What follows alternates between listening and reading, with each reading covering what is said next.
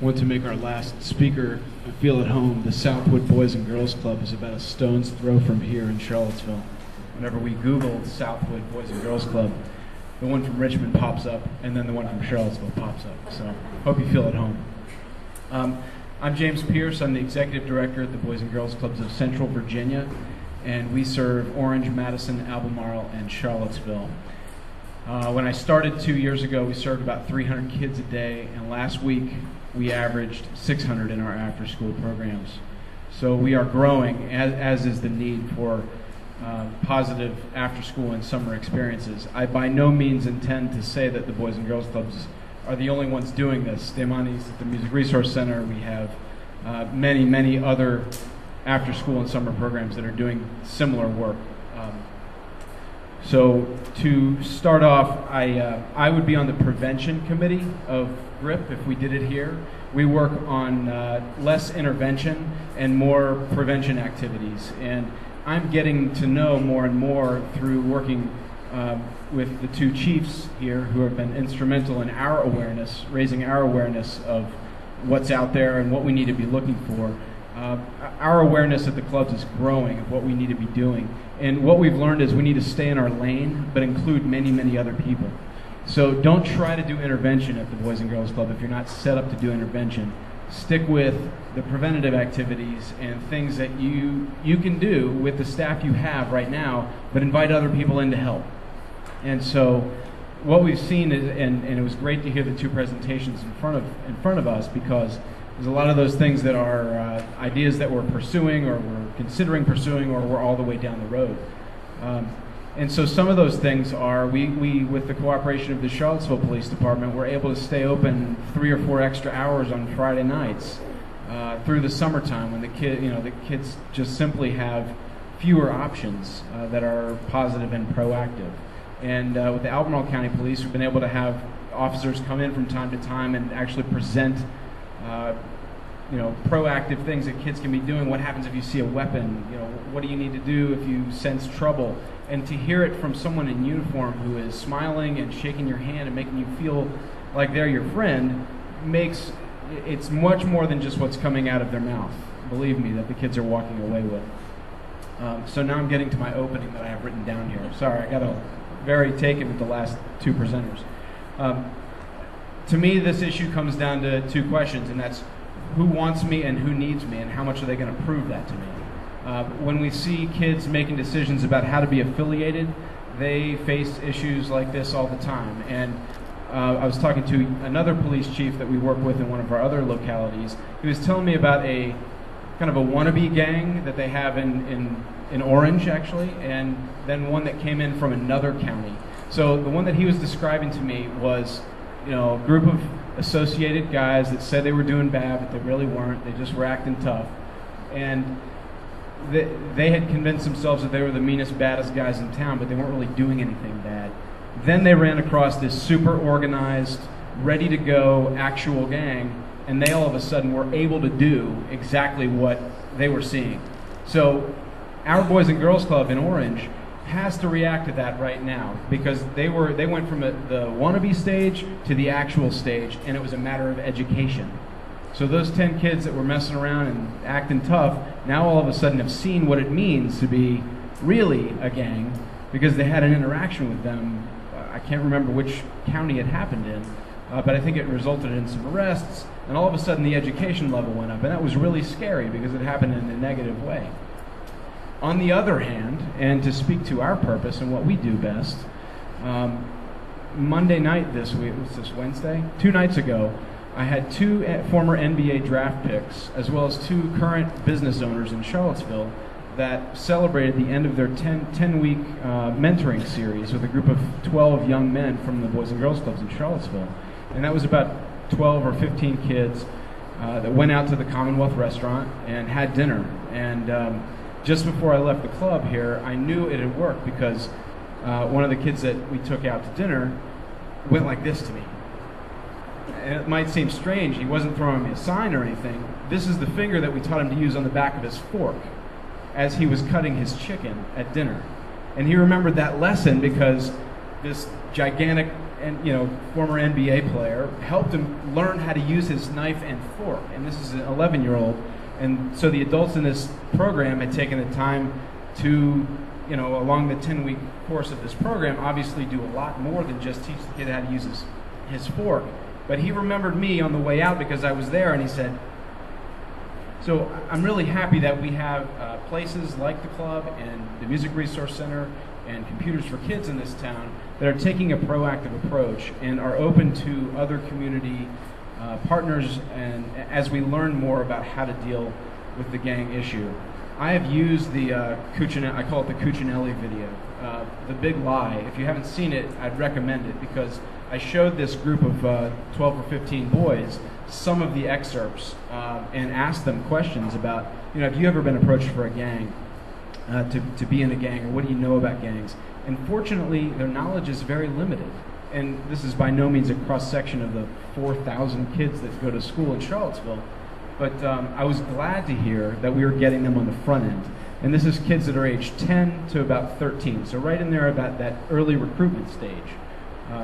So I'm hopeful that with a really collaborative approach that we can all make a significant difference in this. And I know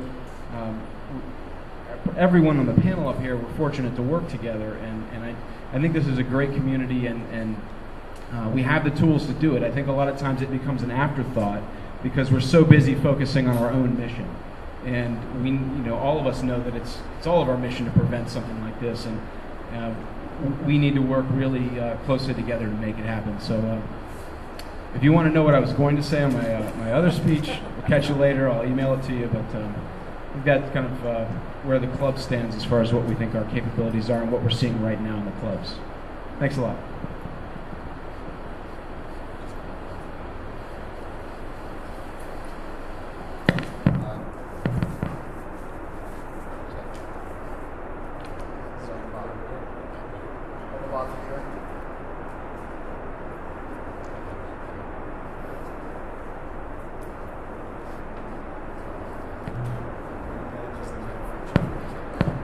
Check. Oh, there we go.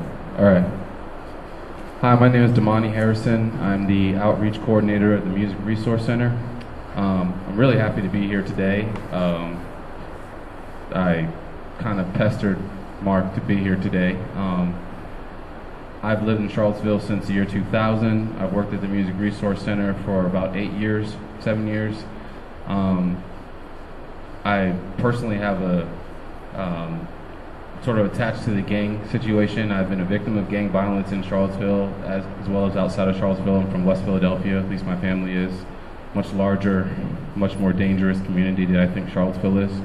I like to thank everyone that's in this room that's actively involved in the community, and including the police officers, for what I feel like is a really wonderful community for kids to grow up in. It's where I choose to raise my kids. I think this is a great place to be. I've worked a ton with gang members in Charlottesville through the Music Resource Center and through my work as a audio engineer. I record and mix hip-hop music like every other day at nighttime, and a lot of the guys that I work with are gang affiliated or group affiliated, which I feel as if it's a very fine line, but it's a demarcation nevertheless. As far as the Music Resource Center goes, I think there's a very large gap in after-school activities for youth once they reach the teen level in Charlottesville. I feel like there's a lot of things for youngsters to do, and even when you get up to the age of 12. But once you get to about 13 or 14 years old, programs, even really good ones like the Boys and Girls Club and stuff like that, aren't as attractive for teens. They're just not quite as cool. The Music Resource Center has been one of the cool places, I guess, in Charlottesville, and we're definitely happy to provide activities for kids that are musically oriented or musically inclined to come and have something to do, but there is still a gap there as far as other things for those teenagers to do, and that's where we find a lot, or where I've seen a lot of kids then moving into getting involved in gang activity is once they get into that teen area and they feel like there's nothing left for them. They're a little bit too old for the young groups, they're too young for the older groups, and there's really nowhere else left to go. We've had a number of gang-affiliated members come through the Music Resource Center. We've invited them in and tried to give them a safe and healthy place, a healthy outlet for expression through the Music Resource Center and through their music. We've seen a lot of success with those people. Unfortunately, once the kids get to the 12th grade, and once they've graduated from high school, they're no longer allowed to attend the Music Resource Center. And we've seen a lot of unfortunate cases where kids stayed out of trouble for 4 years from coming to the Music Resource Center every single day after school. And then as soon as they are done, then I see them at the Juvenile Detention Center, or I see them at over here on Paragory Lane. So we've seen that the Music Resource Center has been a wonderful preventative measure for gang activity. Also, it's been a very educational place. A lot of these guys are recording songs, expressing themselves, and also making references to their group affiliations in their songs. Some don't even feel as if they're gang affiliated, even though they're saying gang affiliated things in their music. A good example would be in the one police officer's presentation, the 752 and the PJC, which is the West Side organization, which is affiliated with Project Crud over on Run Street and Page Street, which is where I just moved from, actually, on 10th Street, where I'd sit out on my porch and talk to these guys all day. A lot of these guys who grew up or were born and raised in that neighborhood are not even aware of the choice. The neighborhood has become 752. The neighborhood has become PJC as another name other than West Haven. And so just to live there or grow up there or to be there, that is their affiliation. And whether that makes them gang affiliated, I'm not sure. But definitely gets them in trouble when they write rap songs and say 752 or PJC and then do some stupid thing like a 15-year-old would do and shoplift.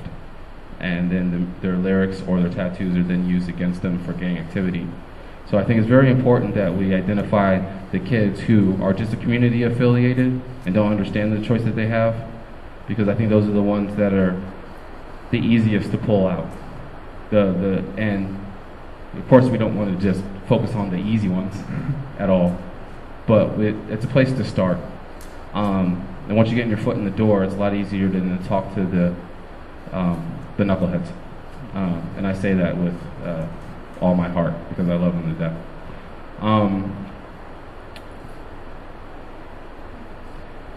Other than that, I'm hoping that you all support the Music Resource Center and learn something here from the panel here today. And I don't want to keep too much time, but if you have any questions for me, I have plenty of answers, I hope. Thanks. Thank you, Damani. Just start it off. Just pushing the bottom. It comes out.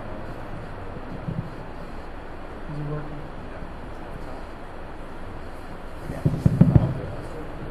Is it working now? Oh, okay, good. I couldn't hear myself. Thanks so much. So I'm Matt Haas. I'm an executive director for Albemarle County Schools, and I did make some notes. I'm not going to take my 6 minutes, though. I think we're a little behind schedule, and it's raining like crazy outside. I want to thank Mark and June for putting this together. I've already learned a lot from listening to Detective Hope's presentation. I've seen that before, but it seems like every time you show it and talk about it, I pick up some new details. Either you're putting in new slides or I'm missing some when I watch it. And Amy, I think that was a great presentation as well. I've worked in Albemarle County for the last, it's going on 8 years, but I've worked in other school systems in the state, including Virginia Beach, which is a little more urban, and then also all the way out in Smith County, which is very rural. And what I found is that in terms of gang activity, it is a constant undercurrent. You will have students that are seeking affiliation, and they're going to find it one way or the other. And if it seems like a problem that you don't have to deal with, because the gang members typically, even in a big school like Albemarle High School where I was principal, will often play school when they're there. And they do seek out relationships with adults. They do want affiliation with adults that they feel like they can trust. Unfortunately, because a lot of the things that you saw in Detective Hope's presentation, that respect issue comes into play, territorial issues come into play, and often it can erupt either at after-school events or during the school day when they stop playing school. And that's one of our big concerns that we have. For me, there are several things that we do to be proactive with all the students. One is we really aim to hire very caring staff. We want to put the best teachers, and I know I speak a lot for the Charlottesville schools as well. So, and I found out more about this in the programs that they do. Been working on the core team for the Safe Schools, Healthy Students grant. We really try to hire the best people we can get who care about kids and want to build positive relationships with them, and have those folks as teachers, counselors, administrators. Those are our front line. If they provide a relationship for students, that's that first aspect of affiliation. The next piece is our discipline code and our standards for conduct. Oftentimes I'll have someone say, well, what do you do about gangs? You know, what if a student has a gang infraction at school? And the reality is that doesn't exist. But what does exist is a code of conduct that addresses many of the behaviors that we see as so negative that students that are affiliated with gangs can bring into the school. So the same things, fighting, trying to sell drugs or use alcohol at school functions, bullying, those kinds of things that we associate with gang activity are already on our slate of behaviors we won't accept. In addition to that, we do have policies against indicating your affiliation with a gang. One of the things we often key in on is bandanas, those kinds of things, and we constantly monitor. We try to keep up with what's the latest trends on indicating your affiliation or your desire to be affiliated with a gang. I think that there are a lot of protective behaviors that we encourage through the programs that we have. You know, one of the things I've learned more and more about working in the community are the programs that James provides through the Boys and Girls Clubs. What he's saying, not that you need my affirmation, but it is a fact that by providing things for the students to do outside and after school, and those times when they're not supervised, is a real key to not only providing safety, but also affiliation for the students. They're looking for mentors and role models, and they look to have that positive environment with other students. I feel like the other piece that we do on more of a proactive side is to monitor and focus on building trends with students, with the student discipline system.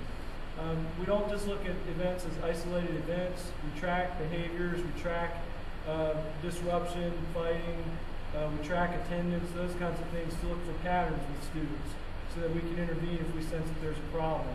And again, it's not just about gang affiliation, but just in general, we want every student to succeed and not drop out from our schools. The other piece that's been a real big support for the schools is the bullying prevention programs that the Safe Schools, Healthy Students core grant has brought to the table.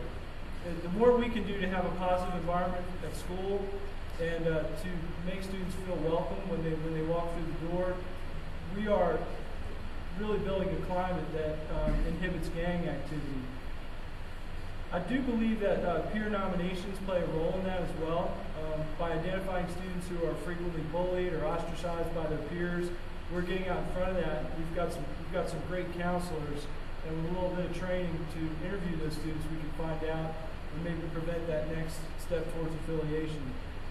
Finally, there's things that we can do. I know one key to this is to train our teachers to be better aware of the seriousness of gang problems in the community, but also what they can do and what they are doing to support students, to be better able to identify students as susceptible or maybe red flags that they see with their students. And another real key to it is just involve parents as appropriate, and when you can bring them in, it makes a big difference. So those are the things I feel like we can try to do to be proactive in the school community. All the partnerships that we build with the police, with the county attorney's office, with the sheriff's department, and our community partners makes a big difference for students. Try not to mess up the mic. I'm Thomas Taylor. I'm the principal at Charlottesville High School. I'd like to echo a lot of what Matt said. I am also a Hampton Roads transplant working in the Norfolk, Chesapeake, and Virginia Beach city schools before coming to Charlottesville. And there were certainly some differences in that community and this community, but the undercurrent and the themes are still the same. We kind of coast on, in schools, we kind of coast on the line between prevention and intervention, and wear both of those hats simultaneously. To kind of echo some of what Matt was saying, our goal is to provide the most attractive and most successful learning environment that we possibly can. And really as our best preventive strategy for gangs and to increase student engagement is really to hire staff that is passionate about kids and passionate about building positive relationships with kids, staff that is intent on keeping parents informed and being a part of a larger community and being involved in that community. Another critical component that we've observed recently, and I apologize that a lot of this is qualitative and not so quantitative. I only have a couple of pieces of quantitative information to share with you. But one of those qualitative pieces is communicating clear expectations and executing any kind of reactive consequences, both positive and negative consequences, in a consistent and fair manner. Our children have such an acute sense of social justice, and when we tamper with that social justice or create some kind of imbalance or unfair environment, that really creates a situation where kids aren't on the same page. And a lot of what we're trying to do is we're selling a lifestyle to them. We're selling positivity to them. We're selling graduation and college and a lot of things to them. And a big component of that is creating that positive learning environment. Again, I'd like to applaud the Safe Schools and Healthy Students for helping us with facilitating some bully prevention programs. Another one that I can highly recommend and support is the efforts towards restorative practices.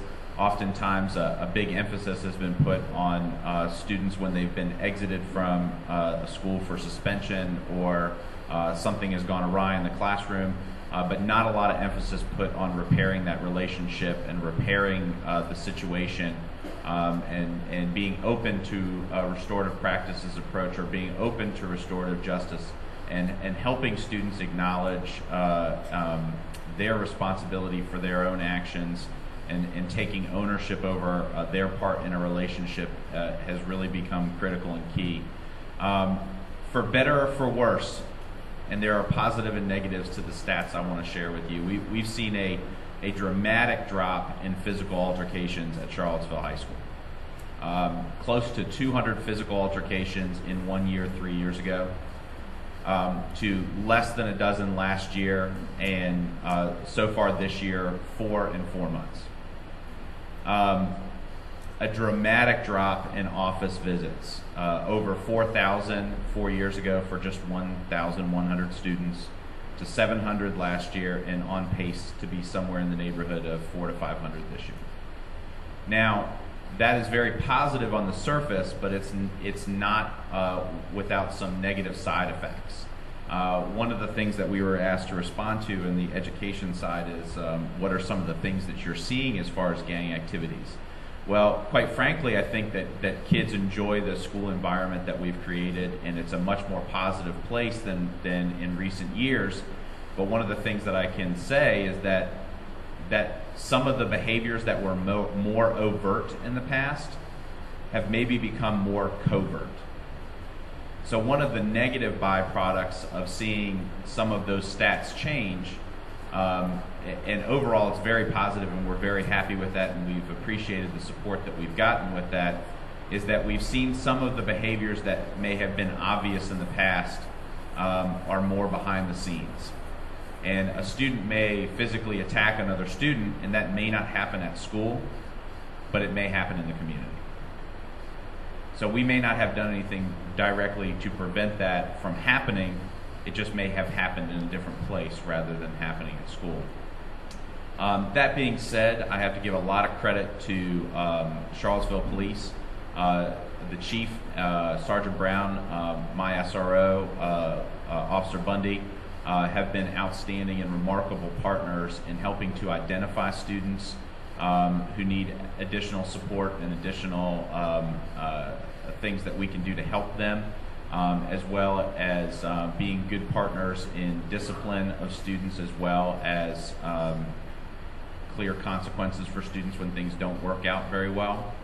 An interesting stat that we saw in the presentation was the 154 validated gang members. A thought that I would offer up for consideration is the gang members that are not validated. And I would suggest that there are a number of youth in our community and folks who are not youth who are involved with groups, organizations, and gangs in this community who are not validated, who are not identified, but still involved in criminal activity associated with these groups and still involved. And that seems to be a persistent challenge. I know that we continuously look for ways to reach out to help students identify and affiliate with either the school or organizations and clubs. I give a lot of credit to the MRC and Boys and Girls Club, Computers for Kids, and a lot of other community organizations who are out there reaching out to their kids. Our churches and religious organizations in this community that really strive to get a hold of our kids and help them in their off hours when they're at school. Because I don't think that this problem can be solved in isolation. It certainly can't be solved by law enforcement alone, schools alone, organizations alone. It's really going to take every single person in this room reaching out to the equal number of people in this room to really begin a dent in seeing some progress in that. That being said, we've seen some really encouraging things lately, and a lot of that's due to the support that this community has provided, and thank you all for being here. It means a great deal. Chief? Thank you, Dr. Taylor, and thank all of you for being here, and including my panel members, and Jimmy and Todd. Thank you for another outstanding job in the way that you communicate a difficult topic to a broader community. This is an uncomfortable topic. Gang and the term and what it means is uncomfortable for a community. It makes politicians nervous. It makes schools nervous. It makes business owners nervous. It has impacts on economic development and a whole variety of things that are important to a community. So when someone like a police chief comes out and says, you got a gang problem, that makes people uncomfortable. That's highly problematic.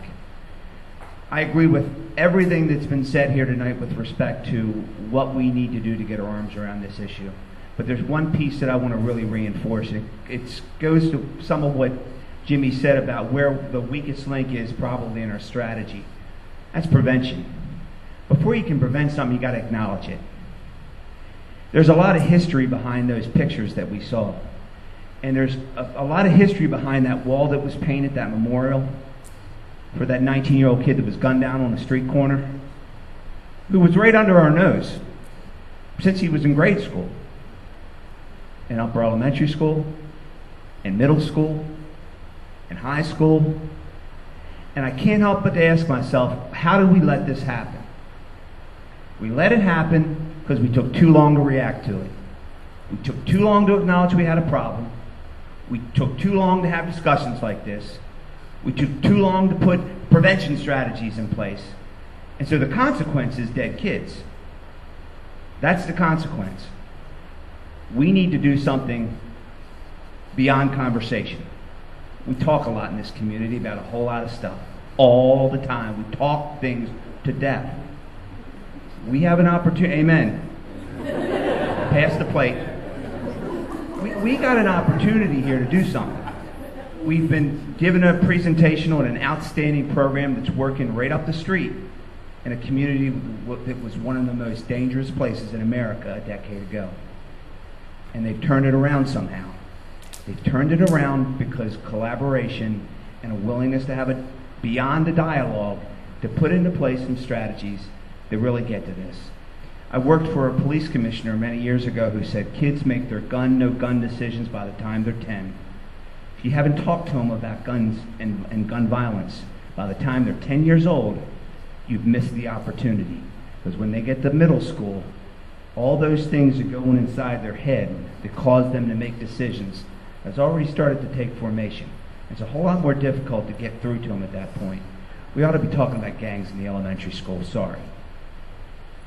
In a way that's age appropriate, but we ought to be talking about it. We ought to be talking about it in the upper elementary school and in the middle school.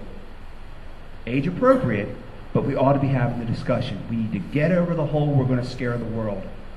Because this is a serious topic that affects the sustainability of this community. And not just the safety of our schools, but the safety of every community, every neighborhood, every house, every residence. So I'm happy that we're having the discussion.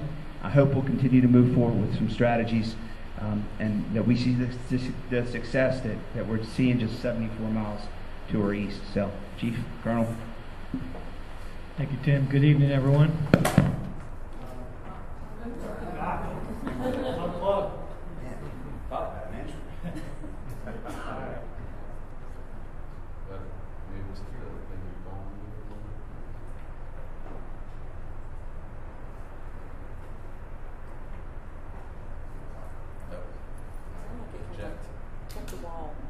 All right, I'm cut off. I'll talk loud. Can you all hear me? Yeah. Okay. Actually, Chief Longo and Amy stole my thunder, so they said everything I wanted to say. But I'll add a few things. I'll tell you a couple personal experiences that I've had. When I came to Charlottesville here, I noticed gang activity almost immediately. Driving through the community, learning the community, and I began talking to my officers who deal with gangs every day to find out what the extent of the problem was. And I was told not to use the G word from some people in the community. And so what's the first thing I did, Jimmy? I used the G word because it needs to be talked about. Because, folks, this is Groundhog Day for Steve Sellers. I have been here before, and I didn't react fast enough, and it overtook. Okay, I came from I was working in an urban community in Northern Virginia.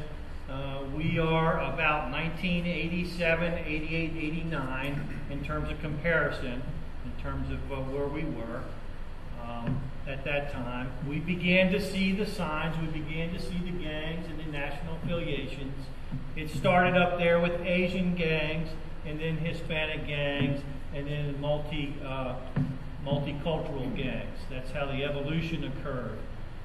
It wasn't until a series of disasters occurred in the community where we, as a community, stood up and said, we got to do something about this, okay? We're a little bit ahead of the game here, and we have an opportunity that we should not miss out on. I'm very familiar with the comprehensive gang model. It's a good model. It's been used in over 20 jurisdictions now. It's been used in some rural areas as well in the community, and we have a lot that we can learn and apply here in this community. We need to work on the prevention piece. I echo exactly what he said.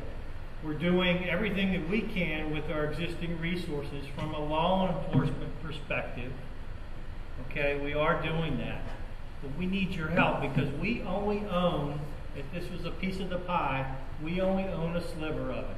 Okay? We're dealing with the symptoms. All right? We need your help. Chief Longo, Steve Sellers need your help to get in front of this issue in the community. And we're asking for your help. And just your presence here today It means a lot to both of us and to all of us sitting around this table that we can get moving. A couple of things that I want to say, because I was asked to talk a little bit about what we're doing today. I'm not going to get into a lot of details, but I want to build on what Amy said a little earlier, because I want to make sure that no one missed what she said. And this is something that we're not doing in Albemarle County. The Albemarle County Police Department is not doing as much as we would like to do. And that's sort of the non-traditional law enforcement role in terms of prevention. She talked about law enforcement mentors. She talked about law enforcement being involved in after-school activities, in sports activities. I cannot tell you how important that is. Is that not significant in kids' lives? Does it make a difference? Absolutely. We do not today have the capacity to do a lot of that stuff that we need to be doing as an agency. So we have to work to develop that capacity in my police department. Okay. And with that said, I'm going to pass it on to Darby Lowe. Thank you very much. Thank you. My name is Darby Lowe, and I'm the Deputy Commonwealth Attorney for Albemarle County. I want to thank all the panelists for their part in dealing with the gang issue, and I particularly am very grateful to both police departments for recognizing the need for the intelligence, education, and prevention aspects of the gang awareness issue. I've been asked to talk sort of about the court involvement, and we are seeing gang-involved youth in the court. We're seeing it in two different ways. And the more significant way we're seeing it is not them being involved for gang crimes. We're seeing them being involved for substantive, regular crimes, petty larceny, thefts of bicycles at UVA, trespassing at the mall, disorderly conduct at the mall when groups will get together and they may be gang or gang involved and having sort of a beef in the parking lot, or even starting in the mall and taking it into the parking lot. Those are crimes that they're coming to the court for, and they're not being called gang crimes when they're coming in. We will recognize or identify juveniles as being involved in gangs because it's part of the information gathering process when they're in front of the court. In the social history process, they will ask about gang affiliation and will learn information about gang affiliation. And we're actually using that as a preventative tool, which I'll get to in a minute. We are seeing, and we have prosecuted, and we're prosecuting currently, some actual substantive gang crimes. As Jimmy, when he defined the concept of gang, he was explaining the difference between a gang and a group, and the difference is the purpose for criminal activity. Well, the gang statutes in Virginia are the same in that fashion. Being in a gang itself is not the crime. It's when the gang does criminal activity. They're called predicate acts for the purpose of the gang. That's called gang involvement, and that can be a felony. Gang recruitment is also a crime, and when it's committed against a juvenile, it's a felony. And so we prosecute some actual gang activity crimes. We've prosecuted gang recruitment cases actually occurring in the detention home. We've prosecuted gang recruitment on the streets. We've prosecuted gang involvement when you have a substantive predicate crime like a malicious wounding or an assault, which is done on behalf of the gang. We'll prosecute in those situations. But you see more regularly the gang members involved in other types of crimes. So when they come in other types of crimes, there is a preventative aspect that we can use before they get to being prosecuted for the significant felony crimes. All the interventions that would be used in any criminal offense, the same things that are bringing them to the gang are, again, like Jimmy talked about, the same things that might be bringing them to the substance abuse or some of the other offenses that they are, issues that they have. So they're addressing it at that level. And I've seen very positive prevention in some cases. Some high-level juveniles may get prosecuted for gang offenses, substantive gang offenses.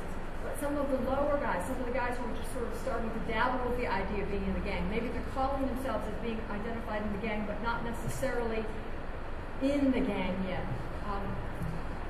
There are, when you bring in mentoring, when you bring in community service, things like Teens Give, when you bring in stronger parental and family involvement, because we're in the court that happens, when you're using what we use as a no contact order, and that has been really helpful with this recent sort of outbreak, where when the juveniles are coming in on a petty larceny, or on a disorderly.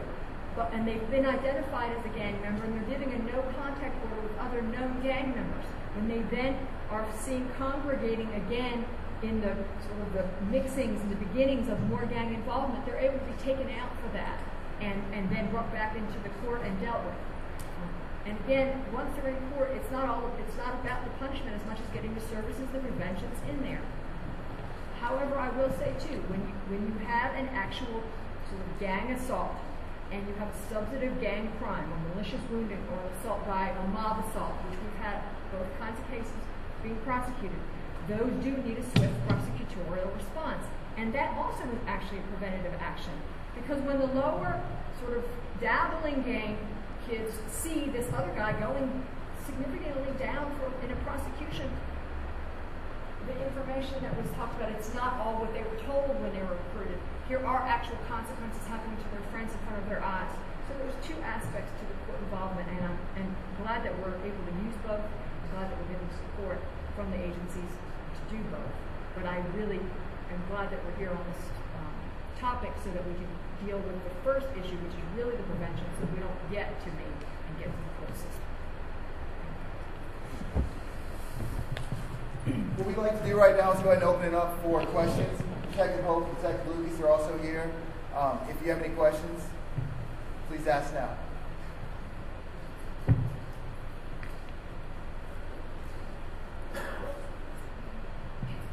Mark, I don't have a question, but I do have, maybe it is a question. Been in education for a long time, and what I do now, I see gangs every day. I applaud every one of them for being out there. Every one of them. And each one of you has your piece to do. And I agree with Chief Longo that it's got to be out there more. We need another one of these where you have city council, the mayor, people who run businesses on a downtown mall. Until that happens, it's going to take something like that in Bristol when I was down there. Police officer gets shot in a gang thing, and the police dog gets killed. The dog brought more action to stop the gangs in Bristol than anything else, but it had to be a tragedy. But we need to bring those people to the table. And they, like you say, Chief, recognize there's a problem. Then you can go ahead and do the pieces that each one of you are very capable of doing in a unified effort to stop this, because it's out there. It's really, this problem is out there. I'd like to kind of answer your question a little bit. Chief Longo and I do plan on working with the U.S. Attorney's Office and pulling together sort of a larger forum later on this spring. So we do hope to get some more of those stakeholders and more of those folks involved at that point.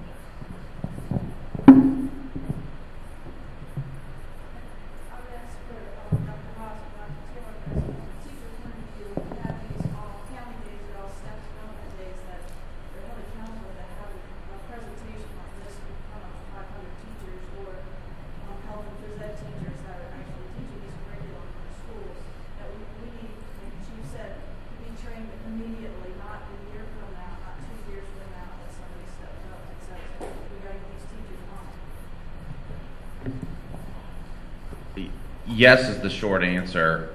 God, the mic got a lot louder really quick. I think yes is the short answer to that. The longer answer to that is, I think that's more of a community component for everybody and not just teachers specifically, that everybody needs to be aware in the greater Charlottesville Albemarle community, that it's not exclusive. I think the more times that presentation is shared and given, the better off we are. That being said, that teachers in both the county and the city do have a first responder kind of front line, like law enforcement in the sense that we share 6.5 hours a day with students plus, and get the opportunity to see a lot of things.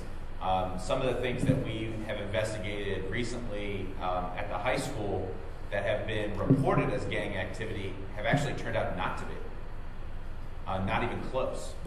And some of the things that we've pursued, we see more gang connection to isolated incidents and isolated crimes when we start connecting the dots. An old saying might be that they all have layers and they all stink. But when we see those things, it seems to be more, at least at the school level, some of those isolated incidents that have lots of connective dots around them, where we see a lot of the gang issues and maybe not some of the things that may have stereotypically been associated with gangs. But I think you're right on the short end that we do need to have that. I can echo one point that I probably should have said earlier. There's a certain level of frustration at the high school. And in particular, our frustration is that we feel like we're doing triage a lot of times because the decision for a lot of students was made before they got to high school. That if they were going to affiliate with a gang, they made that decision in 6, 7, 8. And that they're coming to an environment in the high school where we are trying to craft a learning environment, trying to craft supports, trying to build relationships with kids in more of a reactive and less of a proactive. So I echo a lot of the concerns that law enforcement has had because we look around and say, when did this happen? When could we have stepped in and done something to fix this? Each quarter at Charlottesville High School, and this is each academic quarter, every 45 school days, we go through each and every single student in the building with the counselors and the administrative staff and occasionally teachers for specific students. And we pick apart the academic, the social, the behavioral, the attendance to start connecting some of those dots to see some of those patterns. And sometimes we're talking about ninth graders, first time around through the system.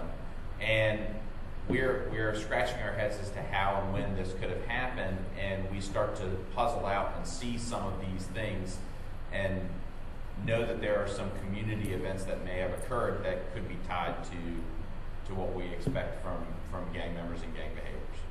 So I hope that answers your question.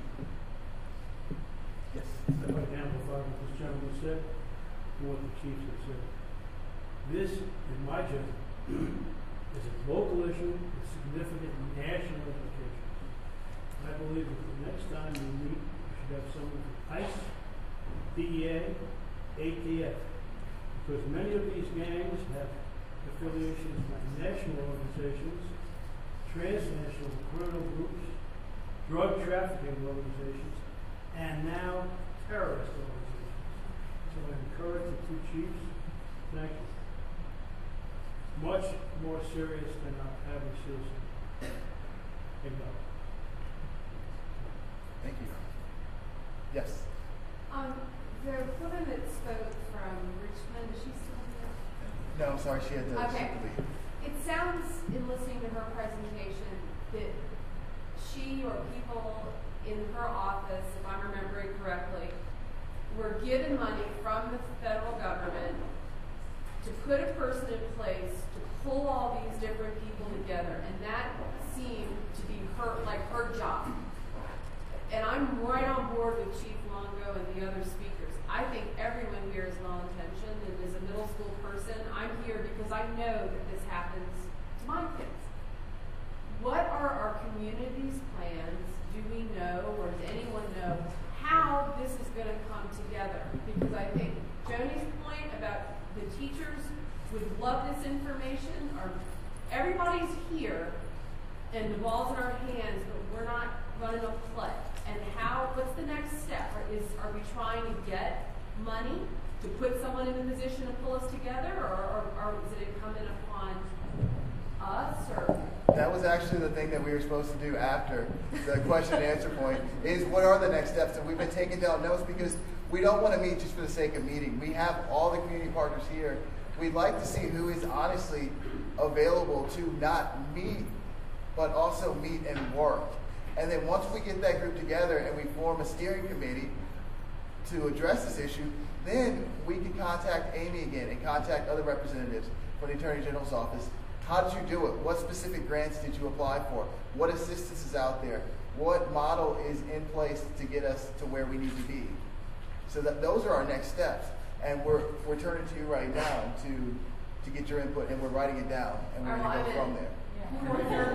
We're in. Yeah, well, we are going to talk a little bit more about this, but the model that Amy is versed in is a proven model. It's been used in over 20 jurisdictions successfully. That's the model we're seeking here. And so where we are in the steps right now, we're really kind of in the beginning public dialogue, the beginning stakeholder piece of it. Okay, and that is a step that you have to take. Let's take a step back.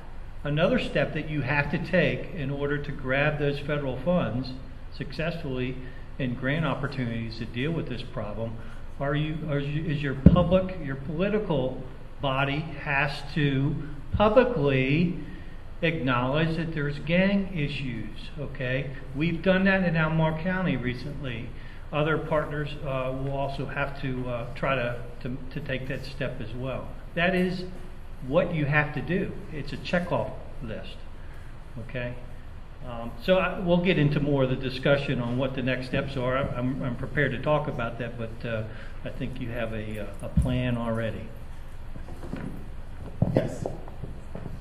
So right now we're taking questions, but we're also asking for input on next steps. What do you think that our next few goals should be? And from there, we're going to put those down. Then on these sheets here, the evaluation sheets, where it says down here, would you like to participate? I had a typo here. It's if you'd like to participate in gang awareness and at-risk youth work and this model, please put your name down, put your email down, we'll contact you. But let's get a few next steps down. We heard the presentation from Amy earlier. Yes? I had a comment. In listening to a lot of this, kind of what we're being said earlier is, there's a lot of community programs for the, youth age up until about the age of 12, and then it kind of trickles out with the high school age, and then once they get out of high school, we still have problems, and we lose in the high school system, right?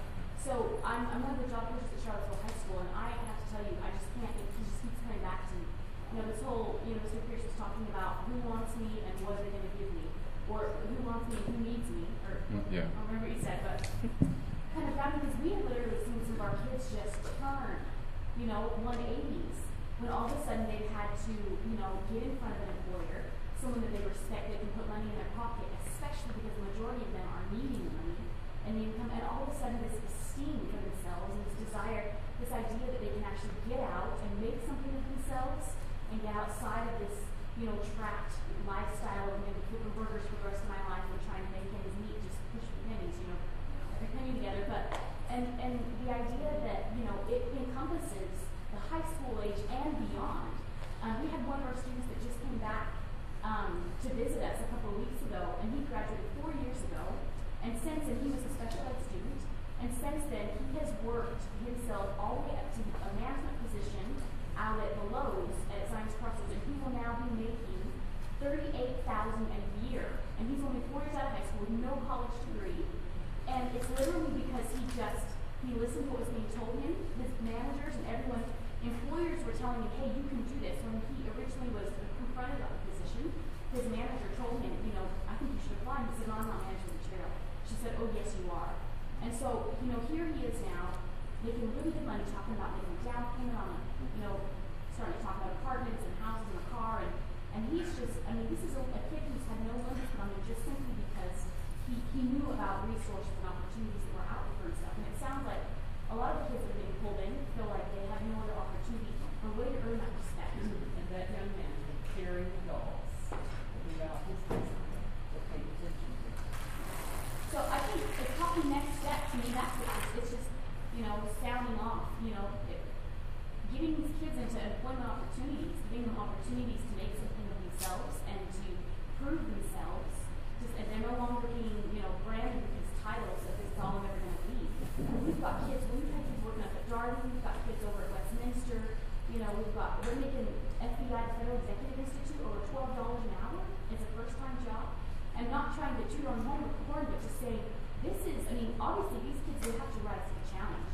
But when we're giving the opportunity to them, it encompasses that high school age and beyond. Yes, I totally agree. So just real quick, I know we're at 6:30.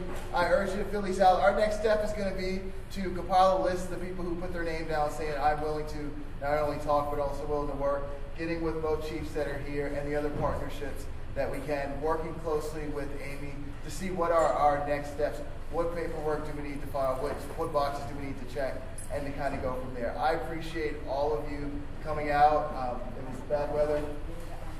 If you didn't get a water bottle when you came in, please pick one up on your way out. We do have gifts for our panelists that we want to hand to you.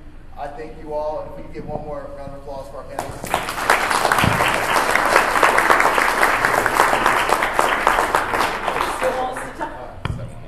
And we have one more thought. Well, just to add to the things that need to be done, I think it's really important that the communities that are most affected by gang activities, a representative from that community is involved in whatever the next step is, whatever action it is, takes place. So we need to reach out to those communities, and I know a lot of the smaller low-income communities do have community representatives, father figure, patriarch, matriarch type figures that are in those communities need to be involved. Second, the last thing I have to say is that I believe that there's this huge there's a gap between kids that become involved in gang activities and how they feel like they relate to the greater community.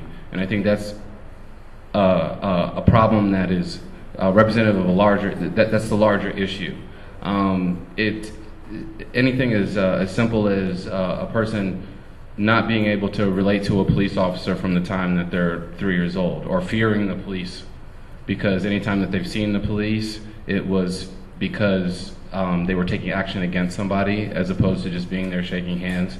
That can cause a gap between the community. Or I've talked to kids that, I told them I was going to a comedy show that had comedians from like BET and stuff, and it was at the Paramount recently. And I actually had a guy from Prospect who was like, "You're going to the Paramount? Like, you would go to the Paramount?" Like, that thought doesn't even cross his mind because there's a gap between him and his ability to be involved in the greater community. So I think that really needs to be addressed, and that gap needs to be smaller. And the people that are most affected need to know that they are welcome in the community to do the positive things, to work, like Slady was talking about, to get jobs, and not have to feel that they need to resort to the criminal activity that makes them gang affiliated. That's all I have to say. Thanks.